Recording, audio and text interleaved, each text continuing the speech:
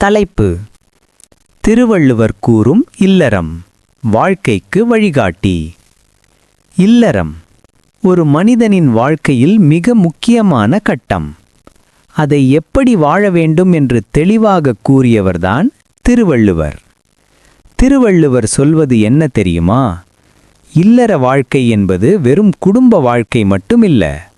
அது ஒரு பொறுப்பு, ஒரு கடமை. முதலில் அன்பும் ஒற்றுமையும். குடும்பத்தில் அன்பு இருந்தால்தான் அமைதி இருக்கும். ஒழுக்கம். ஒழுக்கத்துடன் வாழும் குடும்பம்தான் உயர்ந்தது. பொறுமை. சில நேரங்களில் சண்டைகள் வரும், ஆனா பொறுமையால் அதை சமாளிக்க வேண்டும். பகிர்வு. சம்பாதித்ததை குடும்பத்தோடு பகிர்ந்து வாழ வேண்டும். மற்றவர்களுக்கு உதவி. இல்லறம் என்பது தன் குடும்பத்துக்கே மட்டுமல்ல, சமூகத்துக்கும் உதவும் வாழ்க்கை. திருவள்ளுவர் சொல்லும் இல்லறம் என்னன்னா, அன்பு, ஒழுக்கம், பொறுப்பு, சேவை, இவையெல்லாம் சேர்ந்த வாழ்க்கை.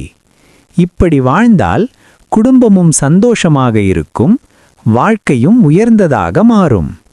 இப்போ ஒரு கேள்வி: நீங்கள் உங்கள் இல்லறத்தை எப்படி நடத்தப் போகிறீர்கள்? முடிவு: இந்த வீடியோ உங்களுக்கு பிடித்திருந்தா பகிர்ந்து விடுங்கள்.